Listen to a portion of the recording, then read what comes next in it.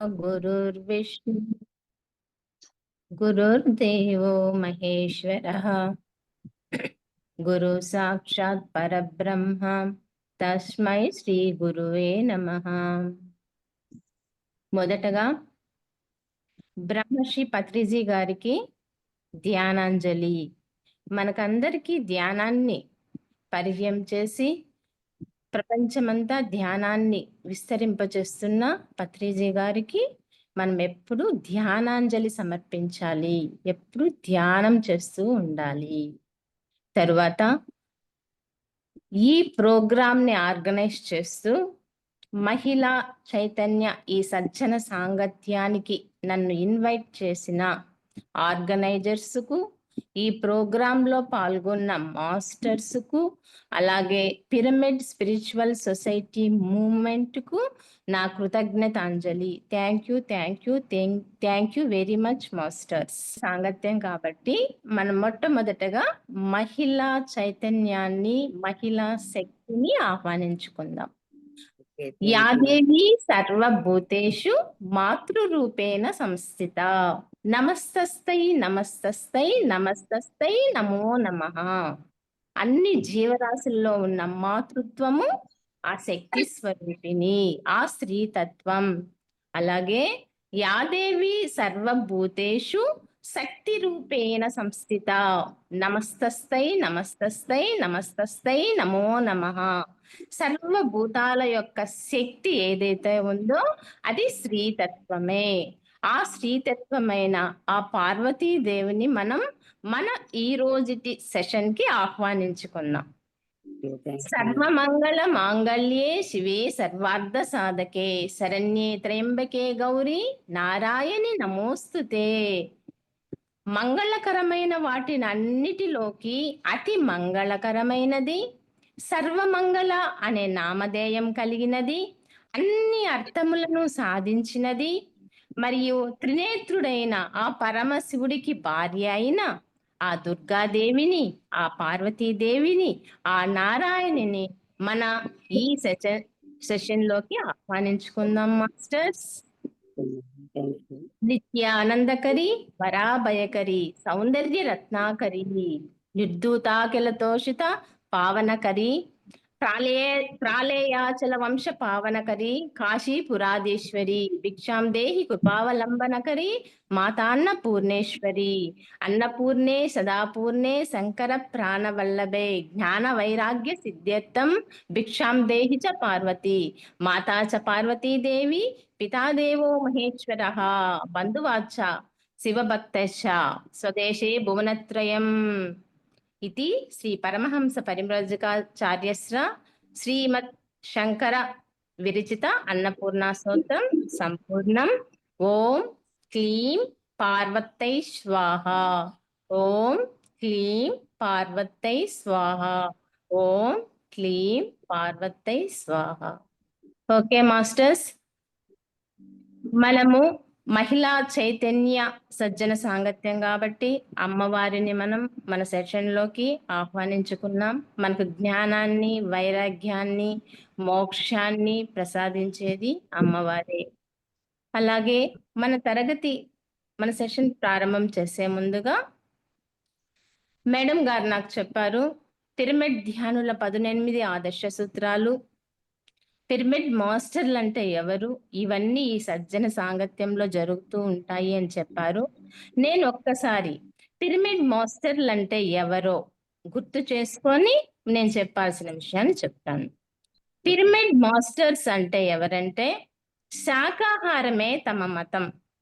ఆ pyramid master మతం ఏది అంటే మొట్టమొదట శాకాహారం, తర్వాత ధ్యానమే తన వృత్తి. తను చేసే వృత్తి ఏంటి అంటే ధ్యానం. ఏ పని చేసినా తను ధ్యాన స్థితిలో ఉంటూనే చేస్తాడు. కాబట్టి పిరమిడ్ మాస్టర్లు శాకాహారమే తమ మతంగా తీసుకుంటారు, ధ్యానమే తమ వృత్తిగా తీసుకుంటారు, పిరమిడ్లే తమ దేవాలయాలు. ఆ పిరమిడ్ మాస్టర్స్ కి దేవాలయాలు ఏంట్రా అంటే పిరమిడ్లు. ఆ పిరమిడ్లలో పాల్గొంటూ ధ్యానం చేస్తూ ఆ పిరమిడ్ల కొరకు అందరిని దానులుగా చేయడానికి ప్రయత్నం చేస్తూ ఉంటారు. ఆత్మశాస్త్రమే తమ ఎజెండా. వాళ్ళకు ఒక ఎజెండా ఉంటుంది. ఏంటి అది అంటే ఆత్మశాస్త్రము. ఆత్మశాస్త్రాన్ని బోధించడం, ఆత్మశాస్త్రాన్ని ఆరాధించడం. ఇదే వారి యొక్క అజెండా. బుద్ధత్వమే తమ ఆకాంక్ష, తమ కోరిక ఏదంటే బుద్ధత్వం. బుద్ధత్వ స్థితిని చేరుకోవడమే పిరమిడ్ మాస్టర్ల యొక్క ఆకాంక్షగా ఉంటుంది. వినయమే వారసత్వంగా. ఇంకా పిరమిడ్ మాస్టర్స్ ఎలా ఉంటారంటే వినయంగా ఉంటారు. ధ్యాన ప్రచారమే తన సంతోషంగా. తను ఎప్పుడు సంతోషంగా ఉంటాడంటే ఒక పిరమిడ్ మాస్టర్ ధ్యానాన్ని ప్రచారం చేసినప్పుడు, తాను ధ్యానం చేస్తూ తనతో పాటుగా మిగతా వారిని కూడా ఈ ధ్యాన ప్రపంచంలోకి తీసుకువచ్చినప్పుడే తను సంతోషంగా ఉంటాడు. శ్వాసే తన గురువుగా. ఆ పిరమిడ్ మాస్టర్ యొక్క గురువు ఎవరు అంటే తన శ్వాస. ఎందుకు? పిరమిడ్ మాస్టర్లు చేసే ధ్యానం, మన పిఎస్ఎస్ఎం ధ్యానం, బ్రహ్మశ్రీ పితామహ పత్రిజీ గారు ఇచ్చిన ధ్యానం ఆనాపాన సతి. శ్వాస మీద ధ్యాస. ఇంకా సత్యమే తన మౌలిక అంశంగా. తన మౌలిక అంటే తన ముఖ్యమైన అంశంగా దేన్ని తీసుకుంటాడు? సత్యాన్ని తీసుకునేవాడే పిరమిడ్ మాస్టర్. సత్యం అంటే సత్యమైన ఆ ఆత్మను నిత్యమైన ఆత్మను ఆశ్రయించి ఉండడం. మిత్రత్వమే తన స్వభావంగా. తన స్వభావం ఒక పిరమిడ్ మాస్టర్ యొక్క స్వభావం ఎలా ఉంటుందంటే మిత్రత్వం. అంటే స్నేహపూరితంగా ఉంటాడు. అందరితో ఫ్రెండ్షిప్ కలిగి ఉంటాడు. స్నేహపూరిత వాతావరణంలో ఉంటాడు. ఆత్మ పట్ల విశ్వాసమే తన ఉపదేశంగా. ఒక పిరమిడ్ మాస్టర్ దేన్ని ఉపదేశిస్తాడంటే ఆత్మశాస్త్రం. మనం ఈ దేహం కాదు. మనమంతా ఆత్మస్వరూపాలం. దివి నుంచి భువికి ఏగి వచ్చిన ఆత్మస్వరూపాలు మనమందరం అని నమ్మి ఉపదేశించేవాడు మాత్రమే పిరమిడ్ మాస్టర్. అలాగే నిరాడంబరతే తన ప్రవృత్తిగా. ఎప్పుడు ఆ పిరమిడ్ మాస్టర్ ఎలా ఉంటాడు? నిరాడంబరంగా ఉంటాడు. సింపుల్ గా ఉంటాడు. అందరితో కలిసిపోతూ తను ఆత్మజ్ఞానాన్ని కలిగి ఉండి ఆత్మజ్ఞాన్ని పంచుతూ ఉంటాడు. అతనే పిరమిడ్ మాస్టర్. అంతేకాకుండా ఈ సకల జీవ ప్రాణకోటిని తన పిరమిడ్ కుటుంబంగా భావిస్తాడో అతడే నిజమైన పిరమిడ్ మాస్టర్. ఇది మాస్టర్స్. వీళ్ళనే పిరమిడ్ మాస్టర్స్ అని అంటారు. మనం పిరమిడ్కి వెళ్ళి ధ్యానం చేస్తున్నాము అంటే మొట్టమొదటిగా ఈ పిరమిడ్ మాస్టర్ కు ఉండాల్సినటువంటి లక్షణాలన్నిటినీ కలిగి ఉన్నామా లేదా అని మనం ఒకసారి చూసుకోవాలి మాస్టర్స్. మీరు కూడా ఈ చెప్పిన వాటిని అన్ని లక్షణాలు మనకు ఉన్నాయా లేదా అని ఒక్కసారి మనల్ని మనమే ఆత్మ పరిశీలన చేసుకుందాము. ఇది బ్రహ్మశ్రీ పత్రిజీ గారు ఇచ్చిన మాస్టర్స్ యొక్క లక్షణాలు. ఇవన్నీ కలిగి ఉంటేనే మనం పిరమిడ్ మాస్టర్స్ కాగలుగుతాం. Okay masters.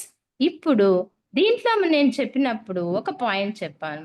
ఒక పిరమిడ్ మాస్టర్ ఏమనుకుంటాడు?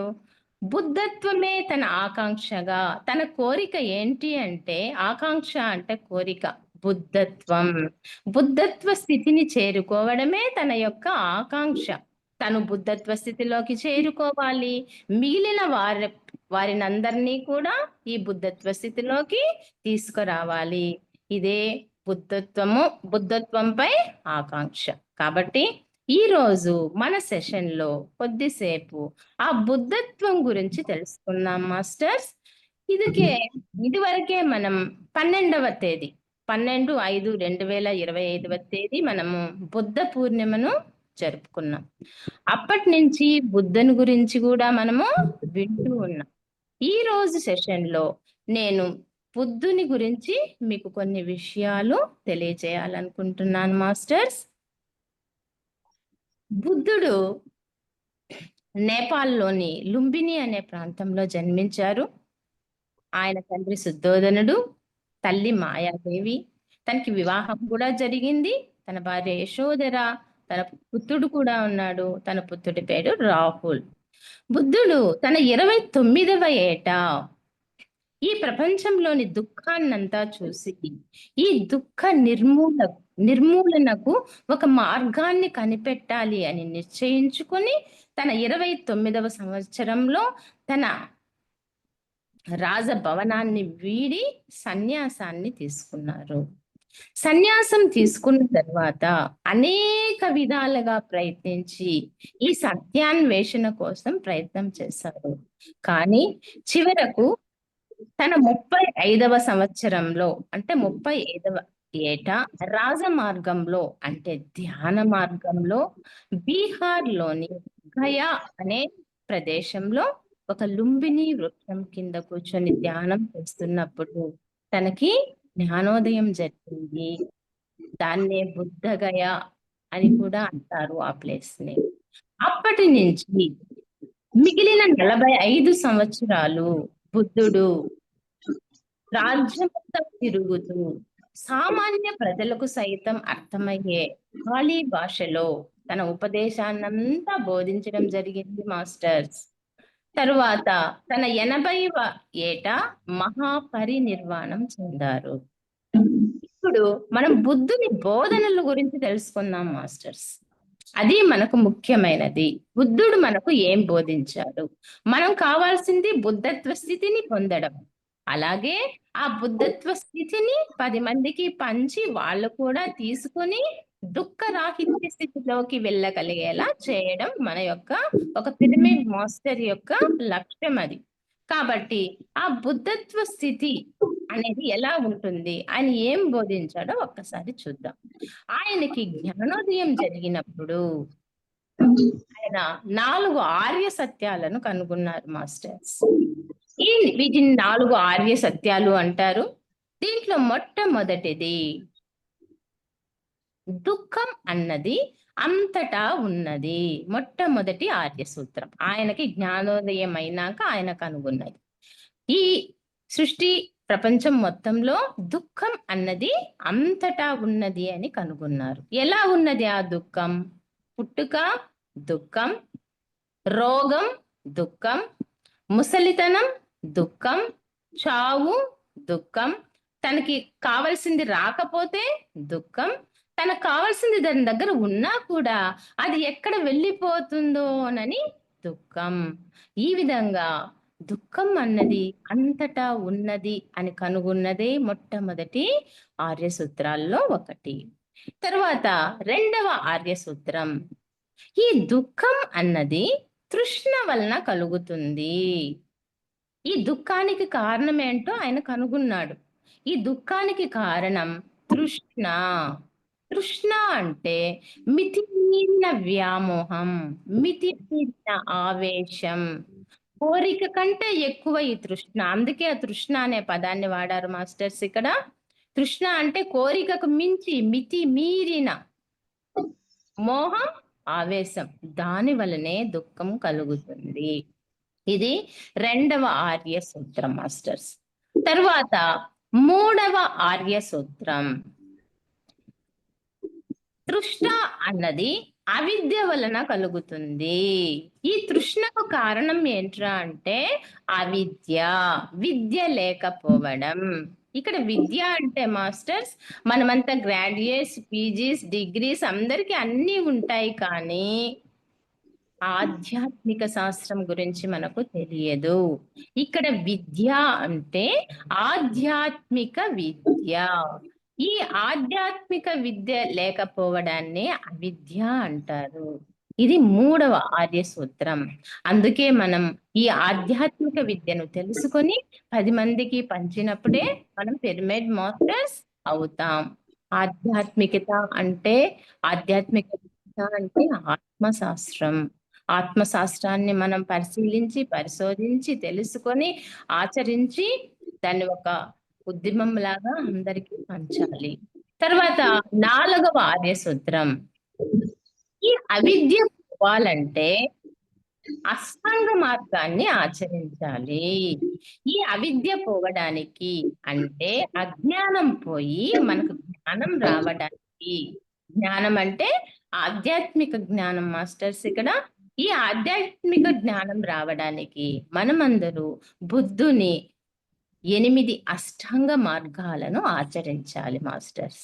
ఇవి 4 ఆర్య సూత్రాలు. జ్ఞానోదయం తర్వాత బుద్ధుడు మనకు ప్రబోధించినది.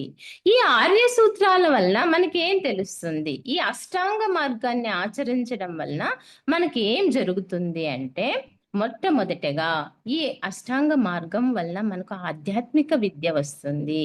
ఎప్పుడైతే విద్య వస్తుందో అవిద్య తొలగిపోతుంది, అజ్ఞానం తొలగిపోతుంది. ఎప్పుడైతే అవిద్య తొలగిపోతుందో తృష్ణ తొలగిపోతుంది. తృష్ణ అంటే మితిమీరిన వ్యామోహం, ఆవేశం, ఆశ అలాంటివన్నీ తొలగిపోతాయి మాస్టర్స్. ఎలా తొలగిపోతాయి? మనం ఈ దేహం కాదు అని ఎప్పుడైతే తెలుసుకుంటామో, ఈ దేహాన్ని గురించిన, ఈ భౌతిక ప్రపంచాన్ని గురించిన మోహ ఆవేశాలన్నిటిని మనము తగ్గించుకునేస్తాం. అందువలన ఎప్పుడైతే మనకు విద్య కలుగుతుందో ఈ అవిద్య పోతుంది. ఈ అవిద్య ఎప్పుడైతే పోతుందో తృష్ణ కూడా పోతుంది. తృష్ణ ఎప్పుడైతే వెళ్ళిపోయిందో దానికి కారణంగా ఉన్న దుఃఖం కూడా పోతుంది.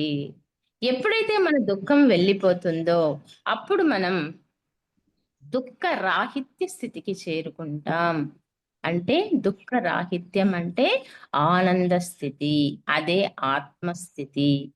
ఆ ఆనంద స్థితికి చేరుకోవడానికి, జన్మ రాహిత్య స్థితికి చేరుకోవడానికి, మన ఆత్మస్థితికి చేరుకోవడానికి మనం ఏం చేయాలంటే బుద్ధుడి అష్టాంగ మార్గాన్ని మనము ఆచరించాలి మాస్టర్స్. ఒక్కసారి క్లుప్తంగా బుద్ధుడి అష్టాంగ మార్గం గురించి నేను చెప్తాను. బుద్ధుడి అష్టాంగ మార్గంలో 8 అంశాలు ఉంటాయి మాస్టర్స్. ఈ 8 అంశాలను కూడా 3 విభాగాలుగా చెప్తారు. మొట్టమొదటిది ప్రజ్ఞ, రెండవది శీలం, మూడవది సమాధి. ప్రజ్ఞ అంటే మనకందరికీ తెలుసు, వివేకం, తెలివి కంటే ఎక్కువ వివేకం. ఈ వివేకాన్ని, మనం వివేకాన్ని ప్రదర్శించాల్సిన సందర్భాలని ప్రజ్ఞ అంటారు. ఈ ప్రజ్ఞలో 2 అంశాలు ఉంటాయి. తర్వాత శీలం. శీలం అంటే మనం ఆచరించాల్సిన వాటిని ఈ శీలంలోకి తీసుకొచ్చారు. తర్వాత సమాధి. సమాధి అంటే ధ్యానానికి సంబంధించిన విషయాలు. దీంట్లో కూడా 3 అంశాలు ఉంటాయి మాస్టర్స్. మొట్టమొదటిగా ప్రజ్ఞలో ఉండే 2 అంశాలను గురించి తెలుసుకుందాం. మొట్టమొదటిది సరి అయిన దృక్పథాలు. దృక్పథం అంటే అభిప్రాయం లేదా మన ఆలోచన విధానం, మన ఆలోచన, దానినే దృక్పథం అంటారు మాస్టర్స్.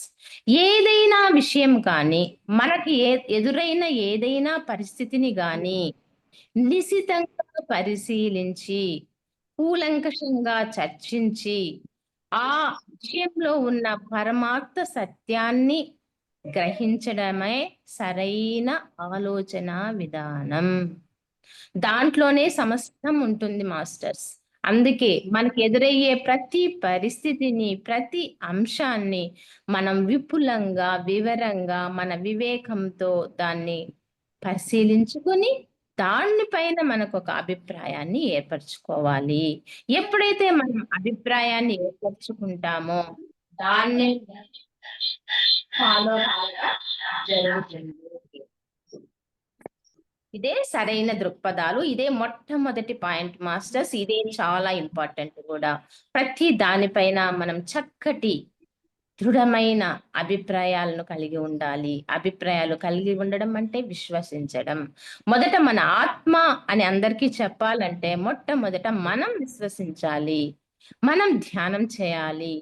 మనం ఆత్మ సాక్షాత్కారాన్ని పొందాలి మాస్టర్స్.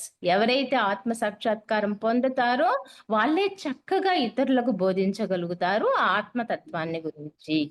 ఆత్మతత్వాన్ని బోధించడమే ఒక పిరమిడ్ మాస్టర్ యొక్క ప్రాథమిక లక్ష్యం. ఇది సరైన అభిప్రాయాలు అంటే చక్కగా మన వివేకాన్ని ఉపయోగించుకొని చక్కటి ఆలోచన విధానాన్ని, చక్కటి విశ్వాసాలని ఏర్పాటు చేసుకోవడం. ఇది ప్రజ్ఞ కిందకే వస్తుంది. ఇక రెండవది సరైన సంకల్పాలు. సరైన సంకల్పాలు, సంకల్పం అంటే కోరిక. ఇప్పుడు ఎందుకు కోరిక అనకుండా సరైన సంకల్పాలు అన్నారంటే, మనం కోరుకునేది ఏది కూడా ఎలా ఉండాలంటే, ఇతరులకు హాని చేయని విధంగా, ఇతరులను ఇబ్బంది పెట్టని విధంగా, ఇతరులను హాని చేయని విధంగా, ఇబ్బంది పట్టని విధంగా, లోక కళ్యాణార్థంగా ఉండాలి. అది సరైన సంకల్పం లేదా సరైన కోరికలు అంటే. మనం ఏ ఆలోచనా విధానాన్నైతే, ఏ అభిప్రాయాలనైతే ఏర్పరచుకున్నామో, అది ఆ కోరిక ఎలా ఉండాలంటే లోక కళ్యాణార్థమై ఉండాలి. అదే సరైన సంకల్పం. ఇవి 2 ప్రజ్ఞలో తీసుకొచ్చారు. ఎందుకంటే వివేకంతో మనం తీసుకోవాల్సిన నిర్ణయాలు కాబట్టి ఇవి 2. తర్వాతి 3 శీలం అంటే మనం ఆచరించాల్సినవి. మూడవది సరైన వాక్కు. దీన్నే పత్రిజీ గారు వాక్శుద్ధి అని కూడా అంటారు. వాక్శుద్ధి అంటే ఏంటో చూద్దాం మాస్టర్స్. వాక్శుద్ధి అంటే మనకు ఏది తెలుసో దాన్నే చెప్పాలి. మనకు తెలియని దాన్ని తెలియదు అని మాత్రమే చెప్పాలి. అది వాక్శుద్ధి. అంతేకాదు ఏది చెప్పాలి, ఎప్పుడు చెప్పాలి, ఎక్కడ చెప్పాలి, ఎలా చెప్పాలి, ఎంత చెప్పాలి అనే వివేకం మనకుండాలి. అదే వాక్శుద్ధి అవుతుంది మాస్టర్స్. దీన్నే కంట్రోల్ ఆన్ స్పీచ్ అని అంటారు మన పత్రిజీ గారు. మన స్పీచ్ పైన మనకు కంట్రోల్ ఉండాలి. ఎక్కడ మైక్ ఇచ్చినారంటే మనం అక్కడ ఏదైతే అవసరమో, ఎంత అవసరమో అంతవరకే చెప్పి దాన్ని మనం ముగించగలగాలి. అదే కంట్రోల్ ఆన్ స్పీచ్. ఇంకా పత్రిజీ గారు అంటారు science and art of speech అని కూడా అంటారు పత్రిజీ గారు. మాట్లాడడం ఒక సైన్స్, మాట్లాడడం ఒక ఆర్ట్, కళ. ఆ కళను, ఈ వాక్శుద్ధిని ప్రతి పిరమిడ్ మాస్టర్ తను స్వతహాగా నేర్చుకొని ప్రతి 10 మందికి ఆదర్శంగా నిలవాలి. ఇదే వాక్శుద్ధి అంటారు. తరువాత ఇది శీలంలోకి వస్తుంది మాస్టర్స్. మనం ఆచరించాల్సినవి. 4వ అంశం సరైన కర్మ. కర్మలు ప్రతినిత్యం మనం ఉదయం నిద్ర లేచింది మొదలు పడుకునే వరకు కర్మలు చేస్తూనే ఉంటాము. కర్మ అంటే పని. మనం చేసే ప్రతి పని కూడా సరిగా ఉండాలి. సరైన కర్మలే చేయాలి. ఒక ఉదాహరణ చూద్దాం మాస్టర్. సరైన కర్మ అంటే మనం భోజనం చేయాలి. భోజనం చేస్తాం ప్రతిరోజు. ఆ భోజనం ఎలా చేయాలి? సరైన భోజన విధానం అంటే మనకు ఏది అవసరమో అది మాత్రమే చేయాలి. ఎంత అవసరం మాత్రమో అంతే భోజనం చేయాలి. అది సరైన భోజనం అవుతుంది. ఇది ఉదాహరణకు చెప్తున్నా మాస్టర్స్. సరైన కర్మ అంటే సరైన విధానంగా చేయడం అంటే ఎంత కావాలో, ఏది కావాలో మనం చక్కగా నిర్ణయించుకోవాలి. మనకి ఏది అవసరం? శాకాహారం అవసరం. అలాగే ఆ శాకాహారాన్ని కూడా మనం అమితంగా భుజించకూడదు, మితంగా భుజించాలి. అది సరైన కర్మలంటే. ఈ విధంగా మనం చేసే ప్రతి కర్మ ఉదయం నుంచి మనం పడుకునేంత వరకు సరి అయినదిగానే ఉండాలి. దీన్ని సరైన కర్మ అని అంటారు మాస్టర్స్.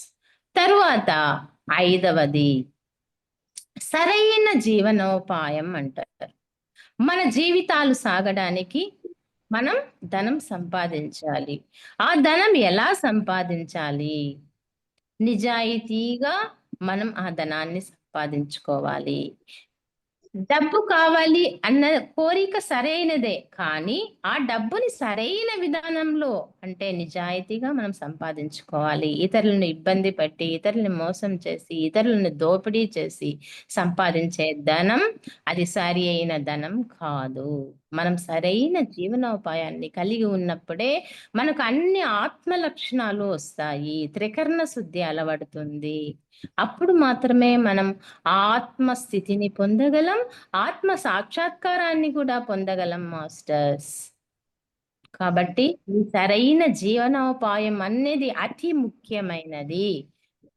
మన సంపాదన కరెక్ట్ గా ఉంటే మన జీవన విధానం కూడా సరైన విధానంలోనే సాగిపోతూ ఉంటుంది మాస్టర్స్. కాబట్టి ఈ సరైన జీవనోపాయాన్ని అందరూ ప్రతి పిరమిడ్ మాస్టర్ పాటించుకొని పక్క వారికి ఆదర్శంగా ఉండి వాళ్ళు కూడా సరైన జీవనోపాయాన్ని ఎంచుకునేలా మనం పాటుపడాలి. తరువాతది సరి అయిన శ్రద్ధ. ఇక్కడి నుంచి మనం సమాధి స్థితి గురించి చెప్తున్నాం మాస్టర్స్.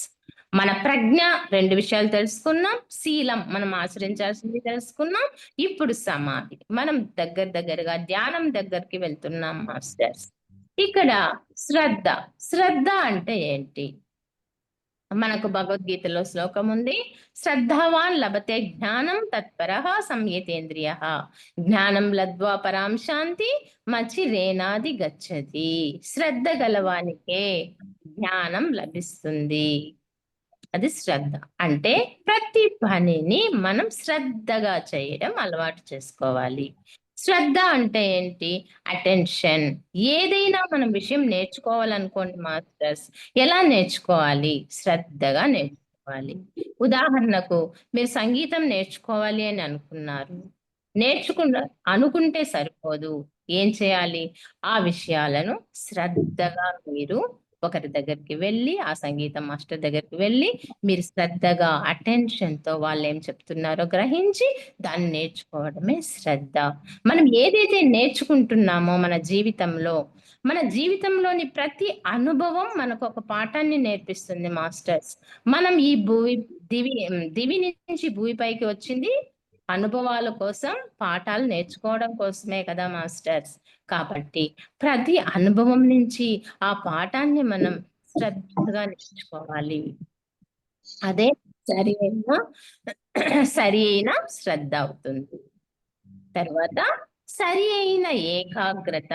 మనకు ధ్యానం కుదరాలంటే, ఆత్మస్థితి పొందాలంటే, మీకు ఆత్మ సాక్షాత్కారం కావాలంటే, ఈ సరైన శ్రద్ధ, అటెన్షన్ అనేది చాలా ముఖ్యమైన విషయం మాస్టర్స్. తరువాత సరి అయిన ఏకాగ్రత. మరి శ్రద్ధకు, ఏకాగ్రతకు తేడా ఏంటి? శ్రద్ధ నేర్చుకునేటప్పుడు చూపాలి. అటెన్షన్‌లో నేర్చుకోవడం. చక్కగా దానిపైనే మొత్తం మన వ్యక్తీకరించుకొని, మనసు, బుద్ధి అన్నిటిని కేంద్రీకరింప చేసుకొని నేర్చుకోవడం అటెన్షన్‌తో నేర్చుకోవడమే శ్రద్ధ అయితుంది. మరి ఏకాగ్రత అంటే ఏంటి? ఏకాగ్రత అంటే కాన్సంట్రేషన్. మనం ఏదైతే నేర్చుకున్నామో, ఆ నేర్చుకున్న విషయాలను ఏకాగ్రతగా ఇతరులకి షేర్ చేయడము, లేకపోతే మనం ఆచరించడము, చేయడమే ఏకాగ్రత. ఉదాహరణకు నేను మీకు క్లాస్ చెప్పాలని నిర్ణయించుకున్నాను. నించుకున్నప్పుడు నేనేం చేయాలి?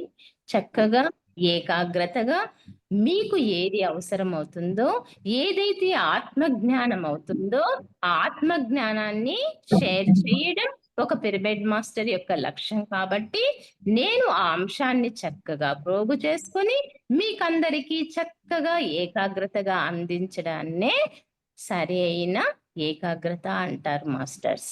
కాబట్టి మనం ఏ పనులైతే చేస్తామో, ఆ పనులన్నీ మనం ఏకాగ్రతతో చేయాలి. అదే సరి అయిన ఏకాగ్రత. ఎప్పుడైతే మనం సరైన అభిప్రాయాలు ఏర్పరచుకున్నాం, సరైన సంకల్పాలు ఏర్పరచుకున్నాం, సరైన కర్మలు చేస్తున్నాం, తర్వాత సరైన జీవనోపాధిని ఎంచుకున్నాం, సరైన వాక్శుద్ధిని కలిగి ఉన్నాం, సరైన శ్రద్ధ ఉంది, సరైన ఏకాగ్రత ఉంది. చిట్ట చివరగా మనకు లభించేది సరి అయిన ధ్యానం. ధ్యానంలో కూడా సరి అయిన ఉంది. ఎందుకంటే సరికాని ధ్యానాలు కూడా ఉన్నాయి మాస్టర్స్. మనం ఆ సరికాని ధ్యానాలన్నిటిని దూరంగా ఉంచాలి. సరికాని ధ్యానం అంటే నామస్మరణ చేయడం, జపం చేయడం, ఏదైనా బిందువు పైన మనసును కేంద్రీకరించడం, ఇలాంటి విషయాలన్నీ సరికాని ధ్యాన విధానాలు. మరి ఈ సరి అయిన ధ్యాన విధానం ఏది? ఇది అందరి పిరమిడ్ మాస్టర్లకు తెలిసిన విషయమే. సరైన ధ్యాన విధానం బుద్ధుడు బోధించిన ఆనాపానసతి. శ్వాస మీద ధ్యాస. ఇదే సరైన.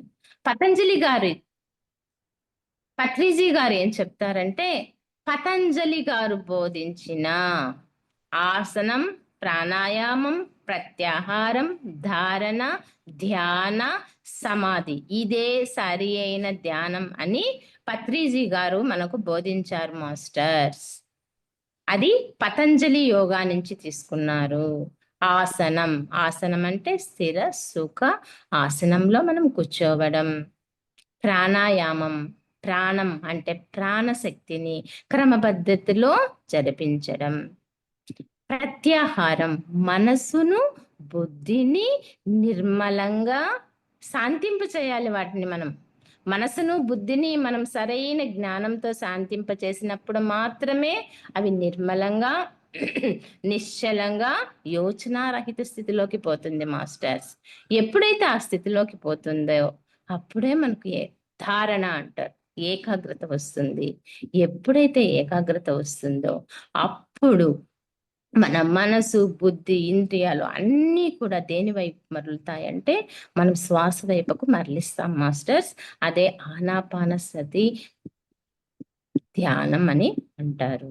ఆ విధంగా మీరు ధ్యాన స్థితికి వెళ్తే మీకేం కలుగుతుంది అంటే శూన్య స్థితికి వెళ్తారు మాస్టర్స్. ఎప్పుడైతే మీరు అన్నిటినీ క్రమేపీ మీ జీవన విధానాన్ని మొత్తం క్రమబద్ధీకరించుకుంటూ సరైన జీవన విధానంలోకి అడుగు పెట్టేశారో అప్పుడు మీరు ఎక్కడ కూర్చుంటే అక్కడ, ఎప్పుడు కూర్చుంటే అప్పుడు మీరు కళ్ళు మూసుకుంటే చాలు మీరు శూన్య స్థితికి చేరుకోగలరు. ఎప్పుడైతే శూన్య స్థితికి చేరుకుంటారో శూన్య స్థితినే ఆలోచనారహిత స్థితి అంటాం మాస్టర్స్. ధ్యానం అంటే ఆలోచనారహిత స్థితికి చేరుకోవడం మాస్టర్స్. ఎప్పుడైతే మనం ఈ శూన్య స్థితికి చేరుకుంటాం, గుణాలు లేని స్థితికి చేరుకుంటాము, మనకు ఆత్మస్థితిలోకి వెళ్తాం మాస్టర్స్. అది మన సహజ స్థితి. సహజ స్థితి అంటే మన ఆత్మస్థితి. అప్పుడు నీకు ఆత్మ సాక్షాత్కారం కలుగుతుంది మాస్టర్స్. ఆత్మ సాక్షాత్కారం కలగడం అంటే ఈ సకల చరాచర సృష్టి అంతా వ్యాపించి ఉన్న ఆ పరబ్రహ్మ పదార్థాన్ని నేనే అని మీరు అనుభవపూర్వకంగా తెలుసుకుంటారు మాస్టర్స్. దాన్నే ఆత్మ సాక్షాత్కారం అంటారు. ప్రతి పిరమిడ్ మాస్టర్ ఆత్మస్థితిని పొంది ఆ ఆత్మ సాక్షాత్కార స్థితిని ఎప్పుడైతే పొందుతాడో అప్పుడు మిగిలిన వారందరికీ కూడా చక్కటి ఆత్మ జ్ఞానాన్ని అందించగలుగుతాడు మాస్టర్స్. ఇదే పతంజలి అష్టాంగ మార్గం, బుద్ధుని అష్టాంగ మార్గం అంటారు మాస్టర్స్. పతంజలి అష్టాంగ మార్గం కూడా దీనిలోకే తీసుకొస్తుంది. బుద్ధుని అష్టాంగ మార్గం కూడా మనల్ని శూన్య స్థితిలోకి చేరుస్తుంది, మన సహజ స్థితిలోకి, మన ఆత్మస్థితిలోకి చేరుస్తుంది మాస్టర్స్. మనకు సరైన ధ్యానం కావాలంటే సరైన జీవన విధానం ఉండాలి మాస్టర్స్. అందుకే ఈ అష్టాంగ మార్గాన్ని బుద్ధుడు గారు మనకు ప్రబోధించారు. ఎప్పుడైతే మనం ఈ అష్టాంగ మార్గాన్ని ఆచరిస్తూ ఉంటామో మన జీవనోపాధి నుంచి, మన వాక్కు నుంచి, మన కర్మల నుంచి అన్నిటినీ ఎప్పుడైతే సరి చేసుకుంటామో మీరు ఎక్కడ కూర్చుంటే అప్పుడు, ఎప్పుడు కూర్చుంటే అప్పుడు ధ్యాన స్థితికి వెళ్ళగలరు మాస్టర్స్. ఇదే ధ్యానం కుదరడానికి మనం చేయాల్సిన పని. ఎప్పుడైతే మనం అష్టాంగ యోగాన్ని ఆచరించామో మన అవిద్య వెళ్ళిపోతుంది. ఎప్పుడైతే మనం ఆత్మలు అని మనం అనుభవపూర్వకంగా తెలుసుకున్నామో అంతే, ఇక అవిద్య పోయినట్టే, అజ్ఞానం పోతుంది. అజ్ఞానం పోతే తృష్ణలు పోతాయి, కోరికలు పోతాయి. ఎప్పుడైతే కోరికలు పోతాయో దుఃఖం పోతుంది, దుఃఖ రాహిత్య స్థితి వస్తుంది మాస్టర్స్. ఇదే ముక్తి, మోక్షం, నిర్వాణం, కైవల్యం, మహాపరినిర్వాణం, మీరు ఏదైనా పేరు చెప్పుకోండి, ఆ స్థితిలోకి మనం చేరుకోగలుగుతాం. మోక్ష స్థితికి చేరుకోవడమే మన అంతిమ గమ్యం. అసలు మోక్షం అంటే ఏంటి మాస్టర్స్? ఈ మోక్షం అంటే ఎక్కడో లేదు, లేదా మనం వేరే చోటికి వెళ్ళినప్పుడు కలిగేది కూడా కాదు. ఇక్కడే ఈ ప్రపంచంలోనే మనం మోక్ష స్థితిలో ఉండడం. మోక్షం అంటే ఆనందం. మీరు ఎటువంటి పరిస్థితుల్లోనైనా, ఎలాంటి పరిస్థితుల్లోనైనా ఆనందంగా ఉన్నారు అంటే మీరు మోక్ష స్థితిని పొందినవారే. పత్రిజీ గారు ఏం చెప్తారు? సమాధానాలు అన్నీ దొరికిన స్థితే సమాధి స్థితి. అదే ధ్యాన స్థితి. నీకు ఏ కంప్లైంట్స్ ఉండవు. ఏ క్వెషన్స్ ఉండవు. ఆ సమాధాన స్థితిని మనం ఎప్పుడైతే పొందుదామో అదే మన ఆత్మ సాక్షాత్కార స్థితి, మోక్ష స్థితి. అప్పుడు మనకి ఎదురయ్యే ప్రతి పరిస్థితి నుంచి మనం దుఃఖాన్ని పొందం మాస్టర్స్. ప్రతి పరిస్థితి మనకు అనుభవాలను నేర్పించడానికి మాత్రమే వస్తుంది. మనల్ని దుఃఖ పెట్టడానికి కాదు. అది ఎప్పుడైతే తెలుసుకుంటామో మనం మోక్ష స్థితిలో ఉన్నట్టే, ఆనంద స్థితిలో ఉన్నట్టే. అదే మోక్షం అంటే. తరువాత బుద్ధుడి ఇంకొక మార్గం కూడా చెప్పారు మాస్టర్స్. అది చెప్పి నేను ముగిస్తాను. మధ్య మార్గం అంటారు. అది చాలా ఇంపార్టెంట్. పత్రిజీ గారు ఎప్పుడు చెప్తుంటారు. ఈ రోజు మన సెషన్ లో కూడా చివరిన పత్రిజీ గారిది ఒక వీడియో పెట్టారు కదా, ఆ వీడియోలో ఆ సాంగ్ కూడా మధ్య మార్గం గురించే. మధ్య మార్గం అంటే ఏ పనినైనా కూడా ఎక్కువ చేయకూడదు, తక్కువ చేయకూడదు, మితంగా చేయాలి. అదాన్నే మధ్య మార్గం అంటారు మాస్టర్స్. భగవద్గీతలో కూడా ఒక శ్లోకం ఉంది. యుక్తాహార విహారస్య యుక్త చేష్టస్య కర్మసు.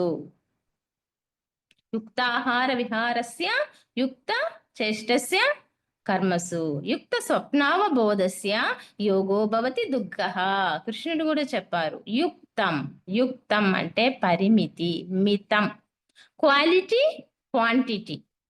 మనం ఏది చేయాలి, ఎంత చేయాలి, రెండిటిపైన వివేకాన్ని కలిగి ఉండి యుక్తంగా, మితంగా చేయడమే ఈ యుక్తాహార విహారస్య. మన ఆహారం యుక్తంగా ఉండాలి, మన విహారాలు యుక్తంగా ఉండాలి. ఇంకా మనం చేసే చేష్టలు, మన ప్రవర్తన యుక్తంగా ఉండాలి, మన కర్మలు యుక్తంగా ఉండాలి. చివరకు మన నిద్ర కూడా మితంగా ఉండాలి. ప్రతి పనిలో ఎప్పుడైతే మనం ఈ మితాన్ని తీసుకుంటామో అప్పుడే మనము దుఃఖం నుంచి దూరంగా వెళ్ళగలుగుతాం మాస్టర్స్. అదే బుద్ధుడు బోధించిన మధ్య మార్గం. మన పత్రిజీ గారు పుస్తకాలు నేను చదివాను. ఆ పుస్తకాల్లో కూడా ఎక్కువగా పత్రిజీ గారు ఈ మధ్య మార్గం గురించే బోధిస్తారు. 50% ఫిజికల్ లైఫ్ లో ఉండండి, 50% స్పిరిచువల్ లైఫ్ లో ఉండండి అని పత్రిజీ గారు చెప్తారు. మనం బ్యాలెన్స్ చేయాలి భౌతిక జీవితాన్ని, ఆధ్యాత్మిక జీవితాన్ని. రెండిటిని కూడా ఎప్పుడైతే మనం బ్యాలెన్స్ చేస్తామో అదే నిజమైన బుద్ధత్వ స్థితి. పత్రిజీ గారు ఇంకో విషయం కూడా చెప్పారు. బుద్ధుడు చెప్పిన బుద్ధత్వ స్థితి. మనకు అవిద్య తొలగిపోయింది, ఆత్మ సాక్షాత్కారం పొందాం, జ్ఞానాన్ని పొందాము. అతను ఆ బుద్ధత్వ స్థితిని ఎలా ఉంటుందో చూద్దాం మాస్టర్స్. మనకి ఇంకా సమయం ఉంది. ఆ బుద్ధత్వ స్థితి అంటే ఏంటో చెప్తాను మాస్టర్స్ మీకు ఇప్పుడు. ఆ బుద్ధత్వ స్థితిలో ఉన్న వ్యక్తి, ఒక ఆత్మ సాక్షాత్కారం పొందిన వ్యక్తి, ఆత్మ స్థితిలో ఉన్న వ్యక్తి తన భౌతిక జీవితాన్ని, తన ఆధ్యాత్మిక జీవితాన్ని బ్యాలెన్స్ చేసుకుంటూ చక్కగా వెళ్తున్న ఒక బుద్ధత్వ స్థితి యొక్క లక్షణాలు 4 ఉన్నాయి మాస్టర్స్. అవి మొట్టమొదటిది మిత్రత్వం, రెండవది కరుణ, మూడవది ముదితం, నాలుగవది ఉపేక్ష. ఈ 4 లక్షణాలను కలిగి ఉంటారు మాస్టర్స్. మొట్టమొదటిది మిత్రత్వం. ఒక బుద్ధత్వం పొందిన ఒకానొక వ్యక్తి ఎలా ఉంటారంటే మిత్రత్వాన్ని కలిగి ఉంటారు. పిరమిడ్ మాస్టర్ల యొక్క లక్షణంలో కూడా నేను చెప్పాను, మిత్రత్వమే తన స్వభావం. ఒక పిరమిడ్ మాస్టర్ యొక్క స్వభావం ఏమంటే స్నేహశీల తత్వం. మిత్రత్వం చేస్తాడు, ఫ్రెండ్షిప్ చేస్తాడు. ఎలా చేస్తాడు? ఎవరైనా మీకంటే భౌతికంగా ఎక్కువగా ఉన్నారనుకోండి, మీకంటే ఎక్కువ డబ్బు ఉన్నారు, మీకంటే ఎక్కువ చక్కగా వారి జీవితం బాగుంది, వాళ్ళని చూసి మనం ఏం చేయాలి? మిత్రత్వం. వారితో మంచిగా ఫ్రెండ్షిప్ చేయాలి. వాళ్ళు అంత బాగున్నందుకు మనం సంతోషపడాలి. ఇక్కడ ద్వేషం, అసూయ లాంటి అజ్ఞాన లక్షణాలను మనం పెంపొందించుకోకూడదు. అతను బుద్ధత్వ స్థితిని పొందినవాడు కాదు మాస్టర్స్. నిజమైన బుద్ధత్వ స్థితి అంటే భౌతిక ప్రపంచంలో మనకంట అధికంగా ఉన్న వారిని చూసి మనం ఆనందపడాలి. వాటితో ఫ్రెండ్షిప్ చేయాలి. ఓహో! నువ్వు ఇంత చక్కగా ఉన్నావు. Very good. నాకు కూడా చాలా ఆనందంగా ఉంది అని మనం ఆనందపడాలి. అది మిత్రత్వం. అప్పుడు మనకు అసూయ, ద్వేషాలు, మదమాశ్చర్యాలు ఇవన్నీ కూడా ఏది మన దగ్గరికి రావు. ఎప్పుడైతే మనకు మిత్రత్వం వస్తుందో ఇవన్నీ మన నుంచి దూరంగా వెళ్ళిపోతాయి. అది బుద్ధత్వ స్థితి. రెండవ బుద్ధత్వ స్థితి కరుణ. మనకంటే భౌతిక ప్రపంచంలో తక్కువగా ఉన్నవారు, అది ధనపరంగా కావచ్చు, హోదా పరంగా కావచ్చు, ఉద్యోగపరంగా కావచ్చు, ఏ విధంగా అయినా మనకంటే ఎవరైనా తక్కువగా ఉన్నగారుగా కనిపిస్తే, నేను భౌతిక ప్రపంచం గురించే మాట్లాడుతున్నా మాస్టర్స్. వాళ్ళ పట్ల మనం కరుణ చూపాలి. కరుణ కలిగి ఉండాలి. వీలైతే వారికి సహాయం చేసి చక్కటి స్థితికి తీసుకురావడానికి ప్రయత్నం చేయాలి. అది కరుణ అంటే. తర్వాత మూడవది ముదితం. ముదితం అంటే హ్యాపీనెస్, సంతోషం మాస్టర్స్. ఎప్పుడు సంతోషంగా ఉంటాడు అంటే ఒక బుద్ధత్వ స్థితి పొందిన వ్యక్తి ఎన్లైటన్ మాస్టర్స్ అని కూడా అనొచ్చు మాస్టర్స్. ఎన్లైటన్ అంటే జ్ఞానోదయం పొందిన వ్యక్తిని ఎన్లైటెడ్ మాస్టర్ అని అంటాము. ఎప్పుడు హ్యాపీగా ఉన్నారంటే ఆధ్యాత్మిక మార్గంలో ఆధ్యాత్మిక మార్గంలో ఎవరైతే తమకంటే ముందుగా ఉంటారో, తమకంటే పైగా ఉంటారో, మనకు తెలుసు ధ్యానం ఒక్కటి అంటే ఆనాపానసతి ఒకటి చేసి మనం ధ్యానంలోకి ఎంటర్ అవుతాం అంతే. తర్వాత ధ్యానంలో ఏముంటుంది, థర్డ్ ఐ ఓపెన్ అవుతుంది. ఆ ఇంకా ధ్యానం అంటే ది ప్లస్ యానం, సూక్ష్మ శరీర యానం, ఆస్ట్రల్ ట్రావెల్ చేస్తాం. ఎంతమందో యోగులను కలుస్తాం, ఎన్నో విషయాలు తెలుసుకుంటాం, ఎన్నో పుస్తకాలు రాస్తాం. ఇలాంటి ఎన్నో స్థితులు ఉంటాయి మాస్టర్స్. ధ్యానం అంటే ఆనాపానసతి అనేది ఒక స్టార్టింగ్, ఒక దారి మాత్రమే. ఆ దారిలోకి మనం ఎంటర్ అయిపోయామంటే మనకు లభించేటివి ఎన్నో ఉంటాయి. ఆ విధంగా ఈ ఆధ్యాత్మిక మార్గంలో కూడా ఎవరైనా మనకంటే ముందు స్థితిలో ఉంటే, ఎవరైనా థర్డ్ ఐ ఓపెన్ చేసుకున్న వాళ్ళు ఉంటే, ఆ యోగులతో కలిసి ఆ విషయాలను మనకు అందిస్తున్న వాళ్ళుంటే, బుక్స్ రాస్తుంటే వాళ్ళని చూసి మనం చాలా సంతోషపడాలి.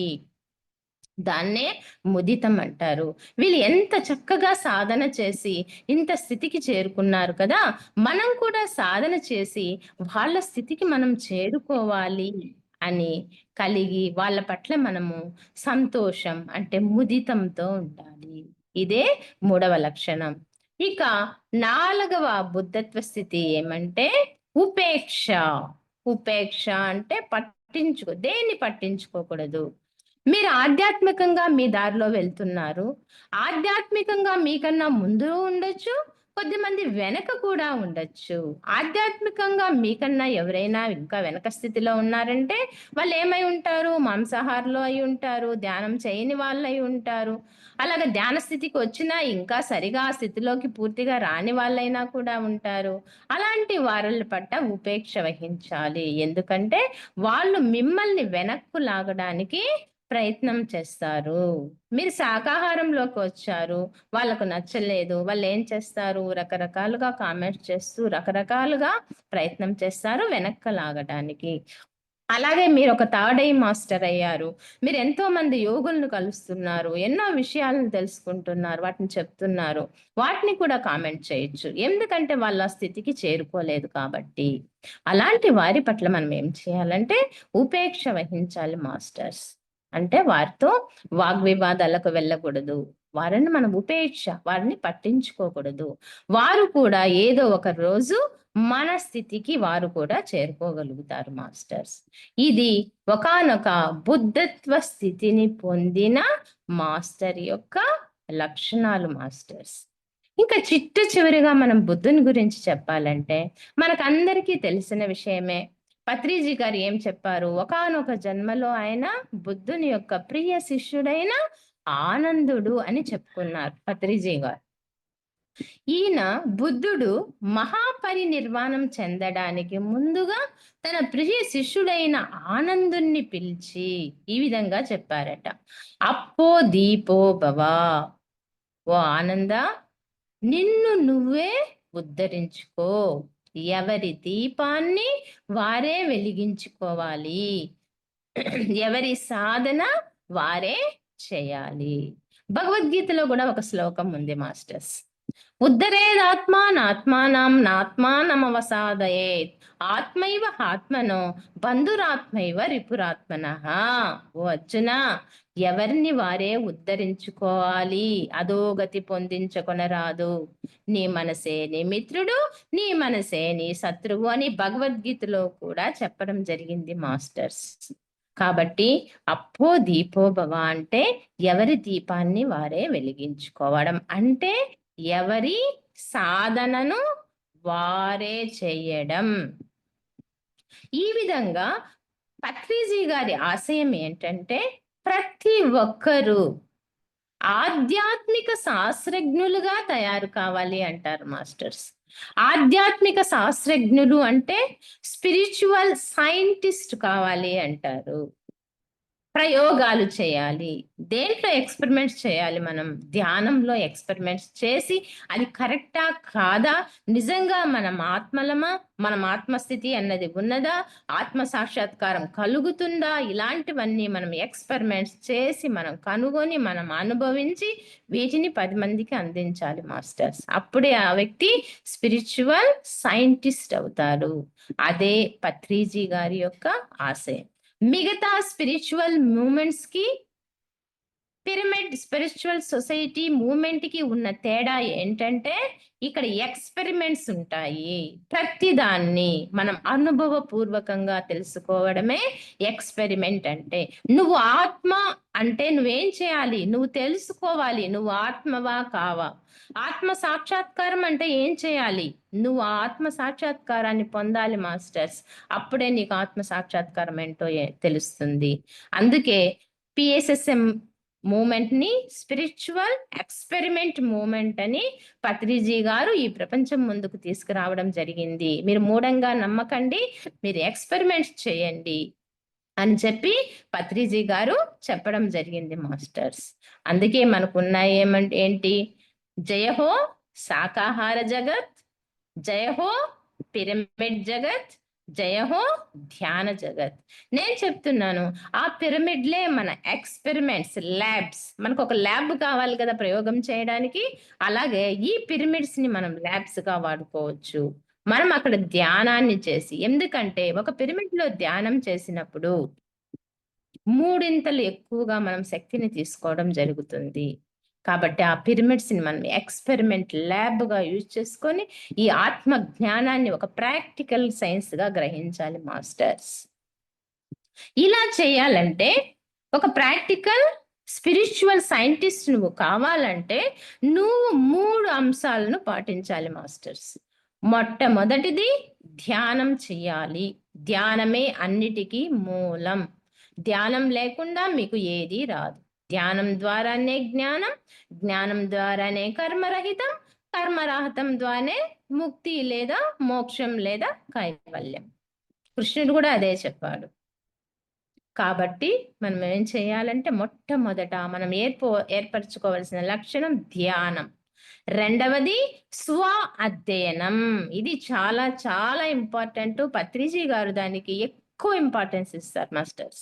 స్వ అధ్యయనం అంటే పుస్తకాలు చదవడం, విరివిగా పుస్తకాలు చదవాలి. పత్రిజీ గారు చెప్తారు, writing makes an exact man. ఎవరైనా ఒక విషయం గురించి రాస్తున్నారు అంటే అతడు ఒక ఖచ్చితమైన మనిషి. Speech makes a confident and ready man. ఎవరైనా ఒక వ్యక్తి ఒక విషయం గురించి చక్కగా మాట్లాడుతున్నాడు అంటే అతను చాలా కాన్ఫిడెంట్, ఆత్మవిశ్వాసంతో ఉన్నాడు మరియు రెడీ, దేనికైనా రెడీగా ఉన్నాడని అర్థం. But wide reading makes a full man. ఎవరైతే విస్తృతంగా చదువుతారో, అందరి మాస్టర్స్ యొక్క పుస్తకాలు చదవాలి మాస్టర్స్. మనం భగవద్గీతతో స్టార్ట్ చేద్దాం. భగవద్గీత చదవాలి, ఒక యోగి ఆత్మకథ చదవాలి, రాంపా బుక్స్ చదవాలి, ఇంకా ఎంతో మంది గ్రాండ్ మాస్టర్స్ ఉన్నారు. వాళ్ళందరి పుస్తకాలను చదివినప్పుడే మనం స్వాధ్యాయనం చేసినట్టు, ఆత్మ విజ్ఞానాన్ని పొందినట్లు మాస్టర్స్. అదే స్వాధ్యాయనం రెండవది. ఇక మూడవది సజ్జన సాంగత్యం. ధ్యానం చేస్తున్నాం, స్వాధ్యయనం చేస్తున్నాం. దాంతో పాటు మనం ఏం చేయాలి? సజ్జన సాంగత్యం కూడా చేయాలి మాస్టర్స్. సజ్జన సాంగత్యం అంటే ఇతరుల ధ్యానులతో కలవడం, ఇతరుల యోగులతో కలవడం, వారి నుంచి మంచి విషయాలను తెలుసుకోవడం. మరి ఇక్కడ మంచి విషయాలంటే ఆత్మ విషయాలు. ఆత్మ శాస్త్రమే మన అజెండా. ఒక పిరమిడ్ మాస్టర్ యొక్క అజెండా ఆత్మశాస్త్రం మాత్రమే మాస్టర్స్. కాబట్టి ఆత్మశాస్త్రాన్ని గురించి తెలుసుకోవడం, వీటినన్నిటినీ సజ్జన సాంగత్యం అంటారు. చివరిగా నేను అందరికీ చెప్పేది, రండి, ధ్యానం చేయండి, స్వాధ్యాయనం చేయండి, సజ్జన సాంగత్యం చేయండి. ప్రతి ఒక్కరూ బుద్ధత్వ స్థితిని పొంది బుద్ధులుగా తయారు కండి. ఇదే పిరమిడ్ స్పిరిచువల్ సొసైటీ మూమెంట్ యొక్క లక్ష్యం. చివరిగా ఇది మహిళా చైతన్య సజ్జన సాంగత్యం. దీనికి ఇంపార్టెన్స్ ఏంటి అంటే, ఎవరైతే ఒక స్త్రీ జ్ఞాని అయితే ఆ కుటుంబం అంతా జ్ఞానవంతం అవుతుంది. ఒక స్త్రీ శాకాహారం అయితే ఆ కుటుంబం అంతా శాకాహారంగా తయారవుతారు. ఒక స్త్రీ ధ్యానం చేస్తే ధ్యాని, శాకాహారం అయితే శాకాహారం. ఒక స్త్రీ ఏదైతే చేయగలుగుతుందో అదంతా, అందుకే స్త్రీ శక్తి అంటారు. యాదేవి సర్వభూతేషు శక్తి రూపేణ సంస్థిత. అన్ని భూతాల్లో ఉన్న శక్తి, ఆ స్త్రీ శక్తే మనం. కాబట్టి మనం ఎప్పుడైతే రెడీ అవుతామో మన కుటుంబాలు ఎప్పుడైతే మారుతాయో సమాజాలు ఎప్పుడైతే మారుతాయో ఇంకా దేశం, అలాగే ప్రపంచమంతా మార్చగలిగే శక్తి ఒక స్త్రీకి ఉన్నది. కాబట్టి ఈ మహిళా చైతన్య సజ్జన సాంగత్యాన్ని నన్ను ఆహ్వానించి నాకు ఒక అవకాశం కల్పించి ఈ అవకాశాన్ని ఇచ్చిన ప్రతి ఒక్కరికి ధన్యవాదాలు చేసుకుంటున్నాను మాస్టర్స్. నా మొట్టమొదటి జూమ్ సెషన్ ఈ మహిళా చైతన్య సదస్సులో కల్పించినందుకు thank you very much masters.